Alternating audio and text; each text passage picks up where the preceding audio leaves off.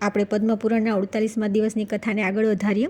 ગુપ્તચરે કહ્યું કે સ્વામીન, રાક્ષસોના વધ વગેરેથી સંબંધ રાખનારી તમારી બધી કથાઓનું સર્વત્ર ગાન થઈ રહ્યું છે। માત્ર એક વાત સિવાય તમારા ધર્મપત્નીએ રાક્ષસના ઘરમાં જે થોડા સમય સુધી નિવાસ કર્યો હતો તે વિશે લોકોનો સારો ભાવ નથી। ગઈ રાત્રિની વાત છે કે એક ધોબીએ પોતાની પત્ની કે જે દિવસે થોડો સમય બીજાના ઘરમાં રહીને આવી હતી તેને ધિક્કારીને માર્યો। આ જોઈને તેની માતા બોલી કે બેટા, બિચારી નિરપરાધી છે, એને મારો છો કેમ? તમારી પત્ની છે, રાખી લો, નિંદા ન કરો, મારી વાત માનો। ત્યારે ધોબીએ કહ્યું કે હું રાજા રામ નથી કે એને રાખી લઉં। તેમણે રાક્ષસના ઘરમાં રહેલી સીતાને ફરીથી રાખી લીધી। હું આવું કરી શકું એમ નથી। રાજા સમર્થ હોય છે, તેનું કરેલું બધું કામ ન્યાયયુક્ત માનવામાં આવે છે। બીજા લોકો પુણ્યાત્મા હોય તો પણ તેમનું કાર્ય અન્યાયયુક્ત જ સમજી લેવામાં આવે છે। તેણે આ વાતને વારંવાર દોહરાવી કે હું રાજા રામ નથી। તે સમયે મને બહુ ક્રોધ થયો, પરંતુ એકદમ તમારો આદેશ યાદ આવી ગયો, તેથી હું તેને દંડ ન આપી શક્યો। જો હવે તમે આજ્ઞા આપો તો હું તેને મારી નાખું। આ વાત ન કહેવા યોગ્ય અને ન્યાયથી વિપરીત હતી, તો પણ મેં તમારા આગ્રહથી કહી દીધી। હવે હું આ વિષયમાં મહારાજ નિર્ણયક છે, ઉચિત કર્તવ્ય હોય તેનો વિચાર કરે। ગુપ્તચરનું આ વાક્ય, જેનો એક એક અક્ષર બહુ ભયાનક વજ્ર જેવો મર્મ પર આઘાત કરવાવાળો હતો, શ્રી સાંભળીને રામચંદ્રજી વારંવાર ઊંડા શ્વાસ લેતા રહીને બધા દૂતોને બોલ્યા કે હવે તમે લોકો જાઓ અને ભરતને મારી પાસે મોકલી દો। તેઓ બહુ દુઃખી થઈને તરત જ ભરતજીના ભવનમાં ગયા અને તેમને રામચંદ્રજીનો સંદેશ કહી સંભળાવ્યો। રઘુનાથજીનો સંદેશો સાંભળીને બુદ્ધિમાન ભરતજી બહુ ઉતાવળા સાથે રાજભવનમાં ગયા અને ત્યાં દ્વારપાલને કહ્યું કે મારા ભાઈ કૃપાનિધાન રામચંદ્રજી ક્યાં છે? દ્વારપાલે એક રત્ન નિર્મિત મનોહર ગૃહ તરફ સંકેત કર્યો। ભરતજી ત્યાં જઈ પહોંચ્યા। રામચંદ્રજીને વિકળ જોઈને તેઓ મનમાં બહુ ડરી ગયા। તેમણે મહારાજને કહ્યું કે સ્વામી, સુખપૂર્વક આરાધનાને યોગ્ય તમારું આ સુંદર મુખ આ સમયે નીચે તરફ ઝૂકેલું કેમ છે? એ આંસુઓથી ભીનું કેમ દેખાય છે? મને આનું પૂરેપૂરું યથાર્થ કારણ જણાવો અને આજ્ઞા આપો કે હું શું કરું? ભાઈ ભરતે જ્યારે ગદગદ વાણીથી આ પ્રમાણે કહ્યું ત્યારે ધર્માત્મા રામચંદ્રજી બોલ્યા કે પ્રિય બંધુ, આ પૃથ્વી પર તે જ મનુષ્યોનું જીવન ઉત્તમ છે જેમના સુયશનો વિસ્તાર થઈ રહ્યો હોય। અપકીર્તિથી ભરેલા મનુષ્યનું જીવન તો મરેલા જેવું છે। આજે સંપૂર્ણ સંસારમાં મારી કીર્તિમય ગંગા કલુષિત થઈ ગઈ છે। આ નગરમાં રહેવાવાળા એક ધોબી આજે જાનકીજીના સંબંધને લઈને કંઈક નિંદાની વાત કરી છે। તેથી ભાઈ બતાવો, હવે હું શું કરું? શું આજે પોતાના શરીરને ત્યાગી દઉં કે મારી ધર્મપત્ની જાનકીનો જ પરિત્યાગ કરી દઉં? બંનેમાં મારે શું કરવું જોઈએ એ યથાર્થ રીતે જણાવો। ભરતજીએ પૂછ્યું કે આર્ય, કોણ છે આ ધોબી તથા તેણે કઈ નિંદાની વાત કહી છે? રામચંદ્રજીએ ધોબીના મુખેથી નીકળેલી બધી જ વાત જે દૂત દ્વારા સાંભળી હતી મહાત્મા ભરતને કહી સંભળાવી। તે સાંભળીને દુઃખ અને શોકમાં પડેલા ભાઈ શ્રીરામને કહ્યું કે વીરો દ્વારા પૂજ્ય જાનકી દેવી લંકામાં અગ્નિ પરીક્ષા દ્વારા પ્રમાણિત થઈ ચૂક્યા છે। બ્રહ્માજી પણ તેમને શુદ્ધ કહ્યા છે તથા પૂજ્ય પિતા સ્વર્ગીય મહારાજ દશરથજીએ પણ આ વાતનું સમર્થન કર્યું છે। આ બધું હોવા છતાં માત્ર ધોબીના કહેવાથી વિશ્વવંદી સીતાનો પરિત્યાગ કઈ રીતે કરી શકાય? બ્રહ્માદિ દેવતાઓએ પણ તમારી કીર્તિનું ગાન કર્યું છે, તો આ સમયે સંપૂર્ણ જગતને પવિત્ર કરી રહી છે આવી પાવન કીર્તિ આજે માત્ર ધોબીના કહેવાથી કલુષિત યા કલંકિત કઈ રીતે થઈ જશે? ભલા તમે પોતાના કલ્યાણમય વિગ્રહનો પરિત્યાગ કેમ કરવા ચાહો છો? તમે જ અમારા દુઃખોને દૂર કરનારો છો। તમારા વિના તો અમે લોકો આજે જ મરી જઈશું। મહાન અભ્યુદયથી શોભાયમાન સીતાજી તો અમારા વિના ક્ષણભર પણ જીવિત રહી શકતા નથી। તેથી મારો અનુરોધ તો એ જ છે કે તમે પતિવ્રતા સીતાનો સાથે રહીને આ વિશાળ રાજ્યલક્ષ્મીની રક્ષા કરો। ભરતના વચન સાંભળીને વક્તાઓમાં શ્રેષ્ઠ પરમ ધાર્મિક રઘુનાથજી આ પ્રમાણે બોલ્યા કે ભાઈ, તમે જે કંઈ કહી રહ્યા છો તે ધર્મસંમત અને યુક્તિસંગત છે, પરંતુ અત્યારે હું જે વાત કહી રહ્યો છું તેને મારી આજ્ઞા માનીને કરો। હું જાણું છું કે મારી સીતા અગ્નિ દ્વારા શુદ્ધ, પવિત્ર અને લોકપૂજિત છે, તો પણ હું લોક અપવાદના કારણે આજે તેનો ત્યાગ કરું છું। તેથી તમે જનક કિશોરીને વનમાં લઈ જઈને છોડી આવો। શ્રીરામનો આદેશ સાંભળતા જ ભરતજી મૂર્છિત થઈને પૃથ્વી પર પડી ગયા। ત્યાર પછી આવે છે સીતાજીની નિંદા કરનાર ધોબીના પૂર્વજન્મનું વૃત્તાંત। વ્યાસયનજી પૂછ્યું કે સ્વામી, જેમની ઉત્તમ કીર્તિ સંપૂર્ણ જગતને પવિત્ર કરનારી છે તે જાનકી દેવીના પ્રત્યે તે ધોબીએ નિંદાયુક્ત વચન કેમ કહ્યા? શેષજીએ કહ્યું કે મિથિલા નામની મહાપુરીમાં મહારાજ જનક રાજ્ય કરતા હતા। તેમનું નામ હતું શિરધ્વજ। એકવાર તેઓ યજ્ઞ માટે પૃથ્વી ખેડી રહ્યા હતા। તે સમયે પહોળા મોઢાવાળા સીતા હળના જમીનમાં ઉતરવાથી બનેલો ઊંડો લીસોટો દ્વારા એક કુમારી કન્યાનો પ્રાદુર્ભાવ થયો, જે રતિથી પણ વધારે સુંદર હતી। એનાથી રાજાને બહુ પ્રસન્નતા થઈ અને તેમણે જગતને મોહિત કરનારી શોભાથી સંપન્ન તે કન્યાનું નામ સીતા રાખી દીધું। પરમ સુંદરી સીતા એક દિવસ સખીઓની સાથે બગીચામાં રમી રહી હતી।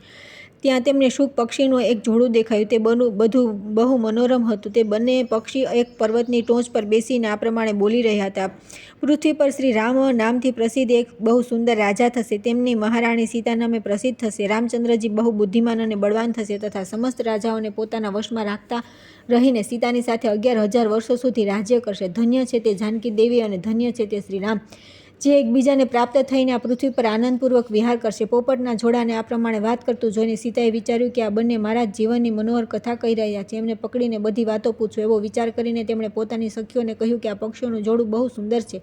તમે લોકો ચૂપકીથી જઈને એને પકડી લાવો. સખીઓ તે પર્વત પર ગઈ અને બંને સુંદર પક્ષીઓને પકડી લાવી અને સીતાને તે અર્પણ કરી દીધા. સીતાએ તે પક્ષીઓને કહ્યું કે તમે બંને બહુ સુંદર છો. જુઓ, ડરશો નહીં. જણાવો તમે કોણ છો અને ક્યાંથી આવો છો? રામ કોણ છે અને સીતા કોણ છે? તમને તેમની જાણકારી કઈ રીતે થઈ? આ બધી વાતો તરત કહો. મારા તરફથી તમારે ભય રાખવો ન જોઈએ. સીતાના આ પ્રમાણે પૂછવાથી બંને પક્ષી બધી વાતો કહેવા લાગ્યા. વાલ્મીકી નામે એક બહુ મોટા મહર્ષિ છે જે ધર્મજ્ઞોમાં શ્રેષ્ઠ ગણાય છે. અમે બંને તેમના આશ્રમમાં રહીએ છીએ. મહર્ષિ રામાયણ નામનો એક ગ્રંથ બનાવ્યો છે જે સદાય મનને પ્રિય લાગે છે. તેમણે શિષ્યોને તે રામાયણનું અધ્યયન કરાવ્યું તથા દરરોજ તેઓ સંપૂર્ણ પ્રાણીઓના હિતમાં સંલગ્ન રહીને તે રામાયણના શ્લોકનું ચિંતન કર્યા કરે છે. રામાયણનો ગ્રંથ બહુ મોટો છે. અમે તે પૂરેપૂરો સાંભળ્યું છે. વારંવાર તેનું ગાન અને પાઠ સાંભળવાથી અમને પણ તેનો અભ્યાસ થઈ ગયો છે. રામ અને જાનકી કોણ છે એ બધું અમે કહીએ છીએ તથા એ પણ જણાવે છે કે શ્રી રામની સાથે ક્રીડા કરનારી જાનકી વિશે શું શું વાતો થવાની છે. તમે ધ્યાન આપીને સાંભળો. મહર્ષિ ઋષ્યશૃંગ દ્વારા કરાવેલા પુત્રેષ્ટિ યજ્ઞના પ્રભાવથી ભગવાન વિષ્ણુ રામ, લક્ષ્મણ, ભરત અને શત્રુઘ્ન આ 4 શરીર ધારણ કરીને પ્રગટ થશે. દેવાંગનાઓ પણ તેમની ઉત્તમ કથાનું ગાન કરશે. શ્રી રામ મહર્ષિ વિશ્વામિત્રની સાથે લઈ ભાઈ લક્ષ્મણ સહિત હાથમાં ધનુષ લઈને મિથિલા પધારશે. તે સમયે ત્યાં એક એવા ધનુષ્યને જેને ઉપાડવું બીજા માટે કઠણ છે તે જોઈને તેઓ તેને તોડી નાખશે અને અત્યંત મનોહર રૂપવાળી જનક કિશોરી સીતાને પોતાની ધર્મપત્ની રૂપે ગ્રહણ કરશે. પછી તેમની સાથે રામચંદ્રજી પોતાના વિશાળ સામ્રાજ્યનું પાલન કરશે. આ તથા બીજી પણ ઘણી વાતો ત્યાં રહેતા અમારા સાંભળવામાં આવી છે. સુંદરી, અમે તમને બધું બતાવી દીધું. હવે અમે જવા ઈચ્છીએ છીએ. અમને છોડી દો. કાનોને અત્યંત મધુર લાગનારી પક્ષીઓની આ વાતો સાંભળીને સીતાએ તો વાતોને મનમાં ધારણ કરી લીધી અને ફરી તે બંને પક્ષીઓને આ પ્રમાણે પૂછ્યું કે રામ ક્યાં થશે, કોના પુત્ર છે અને કઈ રીતે તે વરરાજાના વેશમાં આવીને જાનકીજીને ગ્રહણ કરશે તથા મનુષ્ય અવતારમાં તેમનો શ્રી વિગ્રહ કેવો હશે. તેમના પ્રશ્ન સૂકી મનમાં જાણી ગઈ કે આ જ સીતા છે. તેમને ઓળખીને તે સામે આવીને તેમના ચરણમાં પડી ગઈ અને બોલી કે રામચંદ્રજીનું મુખ કમળની કળી જેવું સુંદર હશે. નેત્ર મોટા મોટા તથા ખીલેલા કમળપત્રની શોભાને ધારણ કરનારા હશે. નાસિકા ઊંચી પાતળી અને મનોહારિણી હશે. બંને ભ્રુકટીઓ સુંદર રીતે પરસ્પર મળેલી હોવાના કારણે મનોહર પ્રતીત હશે. ભુજાઓ ઘૂંટણો સુધી લાંબી અને મનને લોભાવનારી હશે. ગળું શંખ જેવું સુશોભિત અને નાનું હશે. વક્ષસ્થળ ઉત્તમ પહોળું અને શોભા સંપન્ન હશે. તેમાં શ્રી વત્સનું ચિહ્ન હશે. સુંદર જાંઘો અને કટિભાગથી શોભાથી યુક્ત તેમના બંને ઘૂંટણો અત્યંત નિર્મળ હશે જેની ભક્તો આરાધના કરશે. રઘુનાથજીના ચરણાવિંદ પણ પરમ સુંદર હશે અને સમસ્ત ભક્તજનો તેમની સેવામાં સદા સંલગ્ન રહેશે. રામચંદ્રજીનું આવું મનોહર રૂપ ધારણ કરવાનો છે. હું તેમનું વર્ણન સી રીતે કરી શકું? જેમના 100 મુખ છે તે પણ તેમના ગુણોનું વર્ણન કરી શકતા નથી. પછી અમારા જેવા પક્ષીની સી વિસાત. પરમ સુંદર રૂપ ધારણ કરનારી લાવણ્યમયી લક્ષ્મી પણ જેમની ઝાંખી કરીને મોહિત થઈ ગઈ તેમને જોઈને પૃથ્વી પર બીજી કઈ સ્ત્રી છે જે મોહિત ન થાય. તેમનું બળ અને પરાક્રમ મહાન છે. તેઓ અત્યંત મોહક રૂપ ધારણ કરવાવાળા છે. હું શ્રી રામનું ક્યાં સુધી વર્ણન કરું? તેઓ સર્વ પ્રકારના ઐશ્વર્યમય ગુણોથી યુક્ત છે. પરમ મનોહર રૂપ ધારણ કરનારી તે જાનકી દેવી ધન્ય છે. રઘુનાથજીની સાથે હજારો વર્ષો સુધી પ્રસન્નતાપૂર્વક વિહાર કરશે. પરંતુ સુંદરી, તમે કોણ છો? તમારું નામ શું છે જે આટલી ચતુરાઈ અને આદર સાથે રામચંદ્રજીના ગુણોનું કીર્તન સાંભળવા માટે પ્રશ્ન પૂછી રહી છો?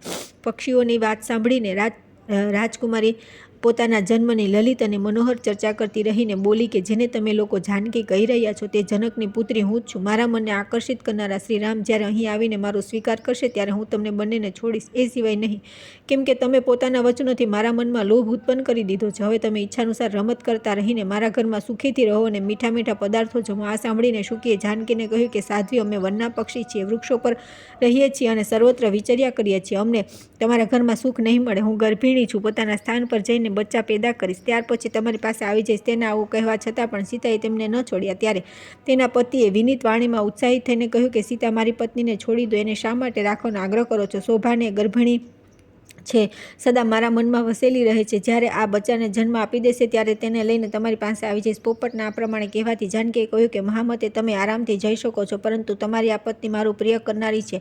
હું તેને મારી પાસે બહુ સુખથી રાખીશ. આ સાંભળી પક્ષી દુઃખી થઈ ગયું. તેણે દયાયુક્ત વાણીમાં કહ્યું કે યોગી લોકો જે વાત કહે છે તે સાચી જ છે. કોઈ કોઈનું ન કહેવું, ન થઈને રહેવું. અન્યથા ઉન્મત્ત પ્રાણી પોતાના વચનરૂપી દોષના કારણે જ બંધનમાં પડે છે. જો અમે આ પર્વત પર બેસીને વાર્તાલાપ કર્યો ન હોત તો અમારા માટે આ બંધન કઈ રીતે પ્રાપ્ત થાત? તેથી મૌન રહેવું જોઈએ. આટલું કહીને પક્ષી ફરી બોલ્યું કે સુંદરી, હું મારી આ ભાર્યા વિના જીવિત નહીં રહી શકું. તેની આને છોડી દો. સીતા, તમે બહુ સારા છો, મારી પ્રાર્થના માની લો. આ પ્રમાણે વિવિધ પ્રકારની વાતો કહીને તેમને સમજાવ્યા, પરંતુ સીતાએ તેની પત્નીને ન છોડી. ત્યારે તેની પત્નીએ ક્રોધ અને દુઃખથી વ્યથિત થઈ જાનકીને શાપ આપ્યો. અરે, જે રીતે તું મને આ સમયે પોતાના પતિથી અલગ કરી રહી છે, તે જ પ્રમાણે તારે પણ ગર્ભવતી અવસ્થામાં શ્રીરામથી અલગ થવું પડશે. આમ કહીને પતિના વિયોગના શોકથી તેના પ્રાણ નીકળી ગયા. તેણે શ્રીરામચંદ્રજીનું સ્મરણ તથા વારંવાર રામ નામનું ઉચ્ચારણ કરીને પ્રાણ ત્યાગ કર્યા હતા. તેથી તેને લઈ જવા માટે એક સુંદર વિમાન આવ્યો અને તે પક્ષીણીને તેમાં બેસીને ભગવાનના ધામમાં ચાલી ગઈ. ભાર્યાનું મૃત્યુ થઈ ગયા પછી પક્ષી શોકાતુર થઈને બોલ્યો કે હું અયોધ્યામાં જન્મ લઈશ તથા મારા જ વાક્યથી ઉદ્વેગમાં પડીને અને તેના પતિના વિયોગનું ભારે દુઃખ સહવું પડશે. આમ કહીને તે ચાલ્યો ગયો. ક્રોધ અને સીતાજીનું અપમાન કરવાના કારણે તેનો જન્મ ધોબીની યોનિમાં થયો. જે મોટા લોકોની બુરાઈ કરીને ક્રોધપૂર્વક પોતાના પ્રાણનો ત્યાગ કરે છે, તે દ્વિજોમાં શ્રેષ્ઠ કેમ ન હોય? મર્યા પછી નીચ યોનિમાં ઉત્પન્ન થાય છે. આવું જ આ પોપટ માટે પણ થયું. તે ધોબીના કથનથી સીતાજીની નિંદિત થયા અને તેમને પતિથી અલગ થવું પડ્યું. ધોબીના રૂપે ઉત્પન્ન થયેલા તે પોપટનો શાપ સીતાજીનો પતિ વિયોગ કરવામાં કારણ થયો અને તેના કારણે વનમાં ગયા. વિપ્રવર, વિદેહે, નંદિની, સીતાના સંબંધમાં તમે જે વાત પૂછી હતી તે મેં કહી દીધી. હવે ફરી આગળનું વૃત્તાંત કહું છું, સાંભળો. ત્યાર પછી આવે છે સીતાના ત્યાગની વાતની શત્રુઘ્નની મૂર્છા, લક્ષ્મણનો દુઃખ ચિત્તે સીતાને જંગલમાં છોડવા અને વાલ્મીકીના આશ્રમ પર લવકુશનો જન્મ અને અધ્યયન. શેષજી કહે છે કે મુનિ ભરતને મૂર્છિત જોઈને રઘુનાથજીને બહુ દુઃખ થયું. તેમણે દ્વારપાલને કહ્યું કે શત્રુઘ્નને તરત મારી પાસે બોલાવી લાવો. આજ્ઞા મળતા તે ક્ષણવારમાં શત્રુઘ્નને બોલાવી લાવ્યો. આવતા જ તેમણે ભરતને અચેત અને શ્રી રઘુનાથજીને દુઃખી જોયા, જેથી તેમને પણ બહુ દુઃખ થયું અને તેઓ રામચંદ્રજીને પ્રણામ કરીને બોલ્યા કે આર્ય, આ કેવું દારૂણ દ્રશ્ય છે. અત્યારે શ્રી રામે ધોબીના મુખે નીકળેલું લોક નિંદિત વચન કહી સંભળાવ્યું તથા જાનકીને ત્યાગવાનો વિચાર પણ પ્રગટ કર્યો. શત્રુઘ્ને કહ્યું કે સ્વામી, તમે જાનકીજીના પ્રત્યે આ કેવી કઠોર વાત કહી રહ્યા છો. ભગવાન સૂર્યનો ઉદય સંપૂર્ણ જગતને પ્રકાશિત કરવા માટે થાય છે, પરંતુ ઘુવડને તે ગમતો નથી. તેથી જગતને શું નુકસાન થાય છે? તેથી તમે પણ સીતાનો સ્વીકાર કરો, તેમનો ત્યાગ ન કરો, કેમ કે તેઓ સતી સાધ્વી છે. તમે કૃપા કરીને મારી વાત માની લો. મહાત્મા શત્રુઘ્નની આ વાત સાંભળીને શ્રી રામચંદ્રજી વારંવાર તે જ સીતાના ત્યાગની વાત દોહરાવવા લાગ્યા, જે એકવાર ભરતને કહી ચૂક્યા હતા. ભાઈની તે કઠોર વાત સાંભળતા શત્રુઘ્ન દુઃખના અગાધ જળમાં ડૂબી ગયા અને મૂળમાંથી કપાયેલા વૃક્ષની જેમ મૂર્છિત થઈને પૃથ્વી પર પડી ગયા. ભાઈ શત્રુઘ્નને અચેતન થઈને પૃથ્વી પર પડેલા જોઈને રામચંદ્રજીને બહુ દુઃખ થયું અને તેણે દ્વારપાલને કહ્યું કે જાઓ, લક્ષ્મણને મારી પાસે બોલાવી લાવો. દ્વારપાલે લક્ષ્મણના મહેલમાં જઈને તેમને આ પ્રમાણે કહ્યું કે સ્વામી, રઘુનાથજી તમને યાદ કરી રહ્યા છે. રામનો આદેશ સાંભળીને તેઓ તરત તેમની પાસે ગયા. ત્યાં ભરત અને શત્રુઘ્નને મૂર્છિત અને રામને દુઃખથી વ્યાકુળ જોઈને લક્ષ્મણ પણ દુઃખી થઈ ગયા. તેઓ રઘુનાથજીને બોલ્યા કે રાજન, આ મૂર્છા વગેરેનું દારૂણ દ્રશ્ય કેમ દેખાઈ રહ્યું છે? આનું બધું કારણ મને તરત કહો. તેમને આ પ્રમાણે કહ્યા પછી મહારાજ શ્રી રામે લક્ષ્મણને બધું દુઃખમય વૃત્તાંત આરંભથી જ કહી સંભળાવ્યું. સીતાના પરિત્યાગની સંબંધ રાખનારી વાત સાંભળીને તેઓ વારંવાર દીર્ઘ શ્વાસ લઈને સ્તબ્ધ થઈ ગયા. તેમને કંઈ પણ ઉત્તર ન આપતા જોઈને રામચંદ્રજી શોકમગ્ન થઈને બોલ્યા કે હું અપયશક્તિ કલંકિત થઈને આ પૃથ્વી પર રહીને શું કરીશ? મારા બુદ્ધિમાન ભાઈ સદા મારી આજ્ઞાનું પાલન કરતા હતા, પરંતુ આ સમયે દુર્ભાગ્યવશ તેઓ મારાથી પ્રતિકૂળ વાત કરે છે. ક્યાં જાઉં, શું કરું? પૃથ્વીના બધા રાજા મારી હાંસી ઉડાવશે. શ્રી રામને આવી વાતો કહેતા જોઈને લક્ષ્મણને આંસુ રોકીને વ્યથિત સ્વરમાં કહ્યું કે સ્વામી, વિષાદ ન કરો. હું હમણાં તે ધોબીને બોલાવીને પૂછું છું. સંસારની બધી સ્ત્રીઓમાં શ્રેષ્ઠ જાનકીજીની નિંદા તેણે કઈ રીતે કરી? તમારા રાજ્યમાં કોઈ નાનામાં નાના મનુષ્યને પણ બળપૂર્વક કષ્ટ આપવામાં આવતું નથી. તેથી તેના મનમાં જે પ્રમાણે આ વાત વિશે ધારણા બની હોય છે તે જ રીતે સંતુષ્ટ થાય તેવો તેની સાથે વર્તાવ કરજો. પણ એકવાર તો તેને બોલાવીને પૂછવું જરૂરી છે. જનકકુમારી સીતા મનથી અથવા વાણીથી પણ તમારા સિવાય બીજા કોઈને જાણતા નથી. તેથી તેમનો તે તમારે સ્વીકાર કરવો જ રહ્યો. તેમનો ત્યાગ ન કરો. મારા પર કૃપા કરીને મારી વાત માનો. આવું કહીને રહેલા લક્ષ્મણને રામે શોકાતુર થઈને કહ્યું કે ભાઈ, હું જાણું છું કે સીતા નિષ્પાપ છે, છતાં લોકઅપવાદના કારણે તેનો ત્યાગ કરીશ. લોકઅપવાદથી નિંદિત થઈ ગયા પછી હું મારા શરીરનો પણ ત્યાગ કરી શકું છું. પછી ઘર, પુત્ર, મિત્ર, ઉત્તમ વૈભવ વગેરે બીજી વસ્તુઓ તો વાત જ ક્યાં રહી? આ સમયે ધોબીને બોલાવીને પૂછવાની જરૂર નથી. સમય આવે બધું જ આપમેળે થઈ જશે. લોકોના મનમાં સીતાના મેળે માટે આપમેળે પ્રતીતિ થઈ જશે. જેમ કાચો ઘા ચિકિત્સાને યોગ્ય હોતો નથી, જ્યારે તે પાકી જાય છે ત્યારે દવાથી નષ્ટ થાય છે, તેથી સમયથી બધા કલંકનું નષ્ટ થાય છે, માર્જન થશે. આ સમયે મારી આજ્ઞાનું ઉલ્લંઘન ન કરો. પતિવ્રતા સીતાને જંગલમાં છોડી આવો. આદેશ સાંભળીને લક્ષ્મણ એક ક્ષણ સુધી શોકાતુર થઈને દુઃખમાં ડૂબી ગયા. પછી મનમાં વિચાર કર્યો કે પરશુરામજીએ પિતાની આજ્ઞાથી પોતાની માતાનો પણ વધ કરી નાખ્યો હતો. આનાથી એવું લાગે છે કે ગુરુજનોની આજ્ઞા ઉચિત હોય છે કે અનુચિત, તેનું કદી ઉલ્લંઘન ન કરવું જોઈએ. તેથી રામચંદ્રજીનું પ્રિય કરવા માટે મારે સીતાનો ત્યાગ કરવો જ પડશે. આવું વિચારીને લક્ષ્મણે પોતાના ભાઈ રઘુનાથજીને કહ્યું કે સુરત ગુરુજનોના કહેવાથી ન કરવા યોગ્ય કાર્ય પણ કરી લેવું જોઈએ, પરંતુ તેમની આજ્ઞાનું ઉલ્લંઘન કદાપી ઉચિત નથી. તેથી તમે જે કહો છો તે આદેશનું હું પાલન કરીશ. લક્ષ્મણા મુખેથી આવી વાત સાંભળીને રઘુનાથજીએ તેમને કહ્યું કે બહુ સારું મહામતે, તમે મારા ચિત્તને સંતુષ્ટ કરી દીધો. હમણાં જ રાત્રે જાનકીજીને તપસ્વી સ્ત્રીઓના દર્શનની ઈચ્છા પ્રગટ કરી હતી, તેથી રથ પર બેસાડીને જંગલમાં છોડી આવો. પછી સુમંત્રને બોલાવીને તેમણે કહ્યું કે મારો રથ સારા ઘોડા અને વસ્ત્રોથી સજાવીને તૈયાર કરો. રઘુનાથજીનો આદેશ સાંભળીને તેઓ તેમનો ઉત્તમ રથ તૈયાર કરીને લઈ આવ્યા. રથને આવેલો જોઈને ભાતૃભક્ત લક્ષ્મણ તેના પર બેઠા અને જાનકીજીના મહેલ તરફ ચાલ્યા. અંતઃપુરમાં જઈને તેમણે મિથિલેશ કુમારી સીતાને કહ્યું કે માતા જાનકી, રઘુનાથજીએ મને તમારા મહેલમાં મોકલ્યા છે. તમે તપસ્વી સ્ત્રીઓના દર્શન માટે વનમાં ચાલો. જાનકીજી બોલ્યા કે રઘુનાથજીના ચરણોનું ચિંતન કરવાવાળી મહારાણી મૈથિલી આજે ધન્ય થઈ ગઈ, જેનો મનોરથ પૂર્ણ કરવા માટે સ્વામીએ લક્ષ્મણને મોકલ્યા છે. આજે હું વનમાં રહેનારી સુંદરી તપસ્વીઓને જે પતિને દેવતા માને છે મસ્તક ઝુકાવીશ અને વસ્ત્ર વગેરે અર્પણ કરીશ, તેમની પૂજા કરીશ. આમ કહીને તેમણે સુંદર વસ્ત્ર, કિંમતી આભૂષણ, વિવિધ પ્રકારના રત્નો, ઉજ્જવળ મોતી, કપૂર વગેરે સુગંધિત પદાર્થો તથા ચંદન વગેરે અનેક પ્રકારની વસ્તુઓ સાથે લીધી. આ બધી વસ્તુઓ દાસીઓ પાસે લેવડાવીને તેઓ લક્ષ્મણ તરફ ચાલ્યા. હજી ઘરનો ઉમરો ઓળંગ્યો ન હતો ત્યાં તો વિચલિત થઈને પડી ગયા. આ એક અપશુકન હતા, પરંતુ વનમાં જવાની ઉત્કંઠાને કારણે સીતાજી આના પર વિચાર ન કર્યો. તેમણે પોતાનું પ્રિય કાર્ય કરનાર દિયરને કહ્યું કે વત્સ, મને લઈ જવાના છો તે રથ ક્યાં છે? લક્ષ્મણે સોનાના રથ તરફ સંકેત કર્યો અને જાનકીજીએ સાથે તેના પર બેસીને સુમંતને કહ્યું કે રથ હાંકો. એ જ સમયે સીતાની જમણી આંખ ફરકી, જે ભાવિ દુઃખની સૂચના આપી રહી હતી. આ ઉપરાંત પુણ્યમય પક્ષીઓ વિપરીત દિશા તરફ જવા લાગ્યા. આ બધું જોઈને જાનકીએ દીરને કહ્યું કે વત્સ, હું તો તપસ્વીઓના દર્શનની ઈચ્છાની યાત્રા કરવા ચાહું છું, પછી આ દુઃખદ ભાવિની સૂચના આપનાર અપશુકન કેમ થઈ રહ્યા છે? શ્રી રામનું, ભરતનું અને તમારા નાના ભાઈ શત્રુઘ્નનું કલ્યાણ થાઓ. તેમની પ્રજામાં સર્વત્ર શાંતિ રહે, ક્યાંય કોઈ ઉત્પાત ન થાય. જાનકીજીને આવી વાતો કરતા જોઈને લક્ષ્મણ કંઈ બોલી ન શક્યા. આંસુઓથી તેમનું ગળું ભરાઈ ગયું. આ જ પ્રમાણે આગળ જઈને સીતાજીએ ફરી જોયું. ઘણા બધા હરણાઓ ડાબી બાજુથી નીકળીને જઈ રહ્યા છે. તે ભારે દુઃખની સૂચના આપનારા હતા. તેમને જોઈને જાનકીજી કહેવા લાગ્યા કે આજે આ હરણાએ જે મારી ડાબી બાજુથી જઈ રહ્યા છે એ બરાબર જ છે. શ્રી રામચંદ્રજીના ચરણોને છોડીને બીજે જનાર સીતાને માટે આવું જ થવું ઉચિત છે. સ્ત્રીઓનો સૌથી મોટો ધર્મ છે પોતાના સ્વામીના ચરણોની પૂજા. તેને છોડીને હું અન્યત્ર જઈ રહી છું, તેથી મને જે દંડ મળે છે તે ઉચિત જ છે. આ પ્રમાણે માર્ગમાં પારમાર્થિક વિચાર કરતી રહીને જાનકીજીએ ગંગાજીને જોયા, જેમના તટ પર મુનિઓનો સમુદાય નિવાસ કરે છે, જેમના જળ કણોને સ્પર્શ થતાં જ પાપોના સમૂહ પલાયન થઈ જાય છે. તેમને ત્યાં ચારે બાજુ પોતાને રહેવા યોગ્ય સ્થાન ન દેખાયું. ગંગા કિનારે જઈને લક્ષ્મણજીએ રથ પર બેઠેલા સીતાજીએ આંસુ વહાવતા કહ્યું કે ભાભી, ચાલો, લહેરોથી ઉછળતી ગંગાને પાર કરો. સીતાજી દિયરની વાત સાંભળી તરત રથ પરથી ઉતરી ગયા. ત્યાર પછી નાવ દ્વારા ગંગા પાર કરીને લક્ષ્મણજી જાનકીજીને સાથે લઈ વનમાં ગયા અને તેઓ રામચંદ્રજીની આજ્ઞાનું પાલન કરવામાં કુશળ હતા. જેથી સીતાને અતિ ભયંકર અને દુઃખદ જંગલમાં લઈ ગયા, જ્યાં બાવળ, ખેર અને ધોવડા વગેરેના વૃક્ષો હતા અને તે વૃક્ષો દાવાનળથી બળીને સુકાઈ ગયા હતા. આવું જંગલ જોઈને સીતા ભયના કારણે બહુ ચિંતિત થયા. તેમના કોમળ ચરણોમાં કાંટા ખૂપી ગયા. તેમણે લક્ષ્મણે કહ્યું કે વીરવર, અહીં સારા ઋષિમુનિઓના રહેવા યોગ્ય આશ્રમ મને નથી દેખાતા, જે નેત્રોને સુખ આપનારા છે, તથા મહર્ષિઓની, તપસ્વીઓની સ્ત્રીઓના પણ દર્શન થતા નથી. અહીં તો માત્ર ભયંકર પક્ષી, સૂકા વૃક્ષ અને દાવાનળથી બળી ગયેલ ચારે બાજુ આ જંગલ જ દેખાય છે. એ સિવાય હું તમને પણ કોઈ ભારે દુઃખથી વ્યથિત જોઉં છું. તમારી આંખોમાં આંસુ ટપકી રહ્યા છે, તેથી તમારી વ્યથા પ્રગટ થઈ રહી છે અને મને પણ હજારો અપશુકન દેખાય છે. સાચું કહી દો કે શી વાત છે? સીતાજીને આ પ્રમાણે કહ્યા બાદ પણ લક્ષ્મણજીના મુખેથી કોઈ વાત ન નીકળી. તેઓ ચૂપચાપ તેની સામે જોઈને ઊભા રહ્યા. ત્યારે જાનકીજીએ વારંવાર પ્રશ્ન કરી તેમને ઉત્તર આપવાનો બહુ આગ્રહ કર્યો. તેમને આગ્રહપૂર્વક પૂછવાથી લક્ષ્મણજીનું ગળું ભરાયું. તેમણે શોક પ્રગટ કરતા સીતાજીને તેમના પરિત્યાગની વાત જણાવી. મુનિવર તે વજ્ર જેવું કઠોર વચન સાંભળી સીતાજીના મૂળમાંથી કપાયેલી વેલની જેમ પૃથ્વી પર પડી ગયા. વિદેહી કુમારી પૃથ્વી પર પડેલા જોઈને લક્ષ્મણજીએ પોતાના ઉપવસ્ત્રથી હવા નાખી તેમને સચેત કર્યા. હોશમાં આવ્યા પછી જાનકીજીએ કહ્યું કે દિયર, મારી સાથે પરિહાસ ન કરો.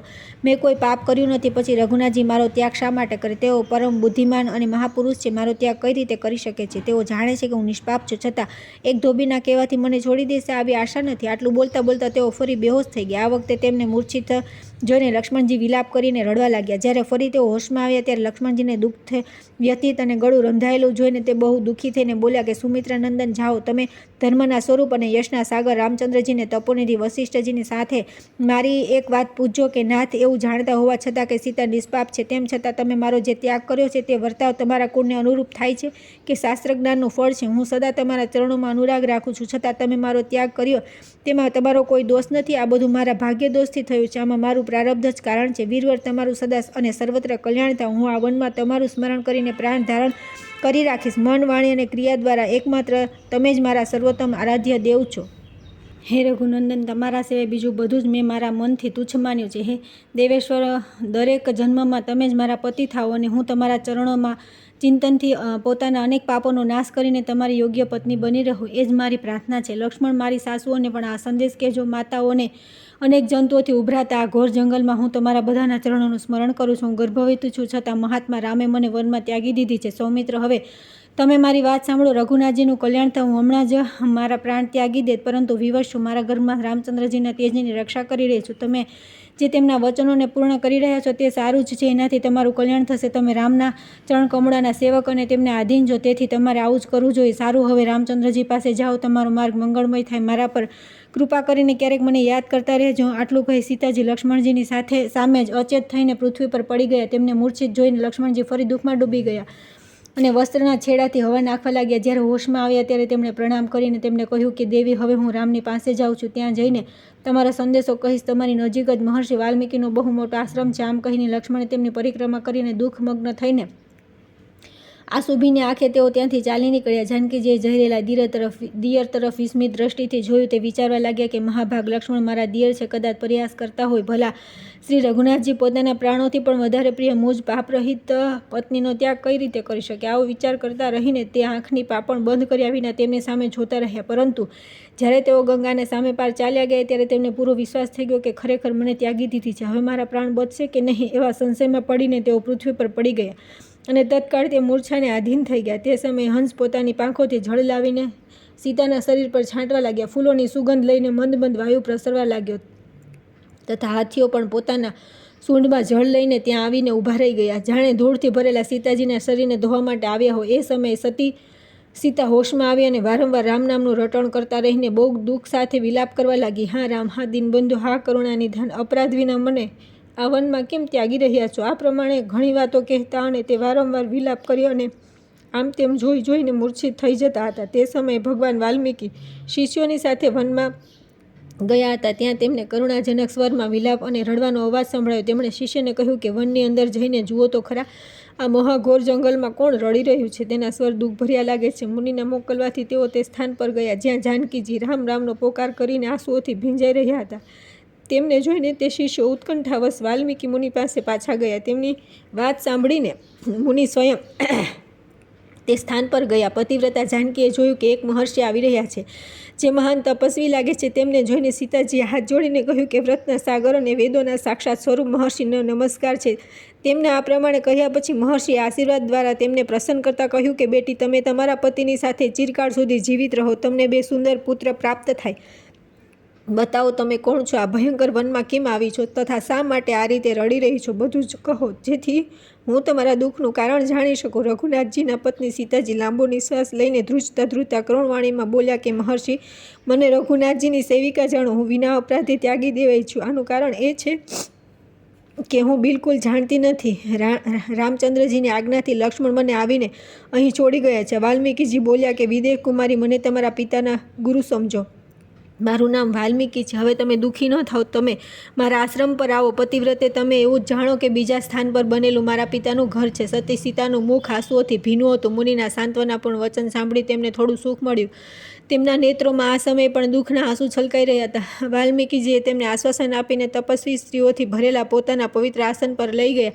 સીતા મહર્ષિની પાછળ ગયા અને તે મુનિ સમુદાયથી ભરેલા પોતાના આશ્રમમાં જઈને તપસ્વીનીને કહ્યું કે આપણા આશ્રમ પર જાનકી આવ્યા છે, તેમનું સ્વાગત કરો. મહામના સીતાએ બધા તપસ્વીઓને પ્રણામ કર્યા અને તેમણે પણ પ્રસન્ન થઈને છાતીએ લગાડ્યા. તપોનિધિ વાલ્મીકીએ પોતાના શિષ્યોને કહ્યું કે તમે જાનકીજીને માટે એક સુંદર પર્ણશાળા તૈયાર કરો. આજ્ઞા મળતા તેમણે પાંદડા અને લાકડા દ્વારા એક સુંદર કુટિયાનું નિર્માણ કર્યું.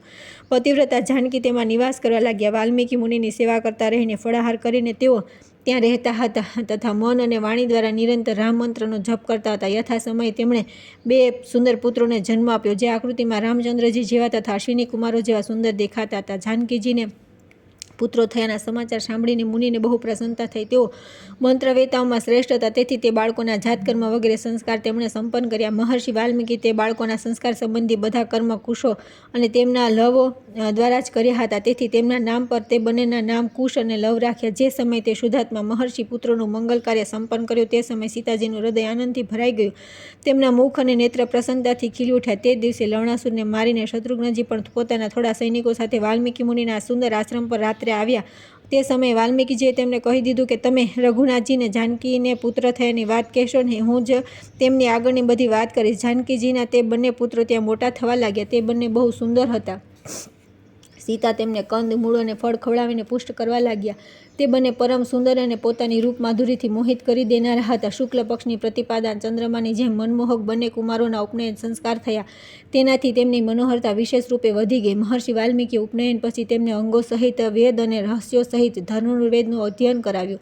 ત્યાર પછી સ્વરચિત રામાયણ કાવ્ય પણ ભણાવ્યું. તેમણે પણ તે બાળકોને સવર્ણ ભૂષિત ધનુષ્ય પ્રદાન કર્યા, જે અભેદ્ય અને શ્રેષ્ઠ હતા, જેમની પ્રત્યંચા બહુ જ ઉત્તમ હતી તથા જે શત્રુ સમુદાય માટે અત્યંત ભયંકર હતા. ધનુષ્યની સાથે બાણોથી ભરેલા 2 અક્ષર, તર્કસ, 2 ખડગ તથા કેટલી અભેદ્ય ઢાલો પણ તેમને જાનકી કુમારોને અર્પણ કરી. ધનુર્વેદના પરગામી થઈને તે બંને બાળક ધનુષ્ય ધારણ કરીને બહુ જ પ્રસન્નતાથી આશ્રમમાં વિચર્યા કરતા હતા. તે સમયે સુંદર અશ્વિની કુમારો જેમ તેઓ બહુ શોભી રહ્યા હતા. જાનકીજી ઢાલ તલવાર ધારણ કરેલા 2 સુંદર કુમારોને જોઈને બહુ પ્રસન્ન રહ્યા કરતા હતા. વાત્સાયનજી, આ મેં તમને જાનકીજીના પુત્ર જન્મનો પ્રસંગ કહ્યો. હવે અશ્વની રક્ષા કરવાવાળા વીરોની ભુજાઓને કાપી નાખ્યા પછી જે ઘટના બની તેનું વર્ણન સાંભળો. ત્યાર પછી આવે છે યુદ્ધમાં લવ દ્વારા સેનાનો સંહાર, કાલિજતનો વધ તથા પુષ્કલ અને હનુમાનજીનું મૂર્છિત થવું. શેષજી કહે છે કે મુનિવર પોતાના વીરોની ભુજાઓ કપાયેલી જોઈને શત્રુઘ્નજીને ભારે ગુસ્સો આવ્યો. તેઓ રોષના માર્યા દાંતોથી હોંઠ પીસીને બોલ્યા કે યોદ્ધાઓ, ક્યાં વીરે તમારી ભુજાઓ કાપી છે? આજે હું તેના હાથ કાપી નાખીશ. દેવતાઓ દ્વારા સુરક્ષિત હોવા છતાં પણ તે બચી શકે તેમ નથી. શત્રુઘ્નના આ પ્રમાણે કહ્યા બાદ તે અત્યંત વિસ્મિત અને દુઃખી થઈને બોલ્યા કે રાજન, એક બાળક કે જેનું સ્વરૂપ રામચંદ્રજી સાથે બિલકુલ મળતું આવે છે, અમારી આ દશા કરી છે. બાળકને ઘોડાને પકડી રાખ્યો છે. આ સાંભળી શત્રુઘ્નની આંખો ક્રોધથી લાલ થઈ ગઈ અને તેમણે યુદ્ધ માટે ઉત્સુક થઈને કાલાજીત નામના સેનાધ્યક્ષને આદેશ આપ્યો, સેનાપતિ, મારી આજ્ઞાથી સંપૂર્ણ સેનાનો વ્યૂહ બનાવી લો. અત્યારે અત્યંત બળવાન અને પરાક્રમી શત્રુ પર ચડાઈ કરવી છે. આ ઘોડા પકડનાર વીર કોઈ સાધારણ બાળક નથી. અવશ્ય તેના રૂપમાં સાક્ષાત ઇન્દ્ર હશે. આજ્ઞા મળતા સેનાપતિએ ચંદ્રઘ્નની સેનાને દુર્ભેદ્ય વ્યૂહરૂપે ગોઠવી દીધી. સેનાને તૈયાર જોઈને શત્રુઘ્નજી તેને ત્યાં કૂચ કરવાની આજ્ઞા આપી. જ્યાં ઘોડાનું અપહરણ કરનાર બાળકો ઊભા હતા ત્યાં તે શત્રુઘ્નની સેના આગળ વધી. સેનાપતિએ શ્રી રામ જેવા રૂપાળા બાળકને જોયો અને કહ્યું કે કુમાર, આ પરાક્રમથી શોભતો રામચંદ્રજીનો અશ્વ છે, એને છોડી દો. તમારી આકૃતિ શ્રી રામચંદ્રજી સાથે બહુ મળતી આવે છે, તેથી તમને જોઈને મને દયા આવે છે. જો તમારી વાત નહીં માનો તો તમારા જીવનની રક્ષા થઈ શકશે નહીં. શત્રુઘ્નના યોદ્ધાની આ વાત સાંભળીને કુમાર લવ થોડું મુસ્કાયા અને કંઈક રોષમાં આવીને આવા જ અદ્ભુત વચન કહ્યા કે જાઓ, તમને છોડી દઉં છું.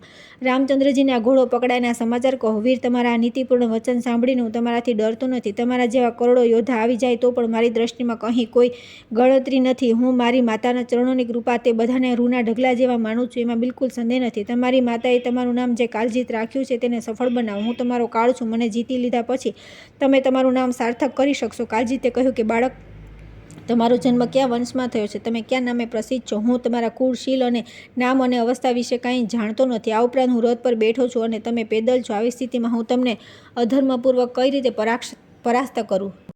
લવ બોલ્યા કે કુલ, શીલ, નામના અને અવસ્થા જાણીને શું કામ છે? હું લવ છું અને લવ માત્રમાં બધા યોદ્ધાઓને જીતી લઈશ. મને પેદલ જાણીને સંકોચ ન કરો. લો, તમને પણ હમણાં જ પેદલ કરી દઉં છું. આમ કહી બળવાન લવે ધનુષ પર પ્રત્યંચા ચડાવીને તથા પહેલાં પોતાના ગુરુ વાલ્મીકીનું પછી માતા જાનકીનું સ્મરણ કરી તીક્ષ્ણ બાણ છોડવાનો આરંભ કર્યો, જે તત્કાળ શત્રુના પ્રાણ લેનાર હતો. ત્યારે કાળજીતે પણ ક્રોધિત થઈ પોતાનું ધનુષ ચડાવીને પોતાના યુદ્ધ કૌશલનો પરિચય આપતા બહુ વેગથી લવ પર બાણોનો પ્રહાર કર્યો. પરંતુ કુશના નાના ભાઈએ ક્ષણભરમાં તે બધા બાણોને કાપીને દરેકને ટુકડા કરી નાખ્યા અને 8 બાણ મારીને સેનાપતિને પણ રથહીન કરી દીધા. રથ નષ્ટ થઈ જતા તેઓ પોતાના સૈનિકો દ્વારા લવાયેલી હાથી પર બેઠા. તે હાથી બહુ વેગીલો અને ઉન્મત્ત હતો. તેના મસ્તકમાંથી મધની 7 ધારાઓ વહી રહી હતી. કાલાજીતને હાથી પર બેઠેલો જોઈને સંપૂર્ણ શત્રુઓ પર વિજય પ્રાપ્ત કરનાર વીર લવે હસીને તેમને 10 બાણોથી વીંધી નાખ્યા. લવનું પરાક્રમ જોઈને કાલજીતના મનમાં ભારે આશ્ચર્ય થયું અને તેમણે એક તીક્ષ્ણ અને ભયંકર પરિદ્રનો પ્રહાર કર્યો, જે શત્રુના પ્રાણોનું અપહરણ કરનાર હતું. પરંતુ લવે તેને તરત કાપી નાખ્યો. પછી તે ક્ષણે હાથીની સૂંઢ તલવારથી કાપી નાખી અને તેના દાંતો પર પગ મૂકીને તેઓ તરત તેના મસ્તક પર ચડી ગયા. ત્યાં સેનાપતિના મુગુટના 100 અને કવચના 1000 ટુકડા કરી તેના માથાના વાળ ખેંચીને તેમને જમીન પર પાડી દીધા. પછી તો સેનાપતિને ભારે ક્રોધ થયો અને તેમણે લવનો વધ કરવા માટે તલવાર હાથમાં લીધી. તેમને તલવાર લઈને આવતા જોઈને લવે તેમની જમણી ભુજાને વચ્ચેથી કાપી નાખી. કપાયેલો હાથ તલવાર સાથે જમીન પર પડ્યો. ખડકધારી હાથને કપાયેલ જોઈને સેનાપતિએ ક્રોધિત થઈને ડાબા હાથથી લવ પર ગદા મારવાની તૈયારી કરી. એટલામાં લવે પોતાના તીક્ષ્ણ બાણોથી તેમના તે હાથને પણ ભુજાબંધ સાથે કાપી નાખ્યા. પછી કાલાગ્નિની જેમ ખડગ હાથમાં લઈને તેમણે સેનાપતિના મુગટ સહિત મસ્તકને ધડથી અલગ કરી દીધું. સેનાપતિના મરાઈ ગયા પછી સેનામાં હાહાકાર મચી ગયો. બધા સૈનિકો ક્રોધમાં ભરાઈને લવનો વધ કરવા માટે ક્ષણભરમાં આગળ વધ્યા.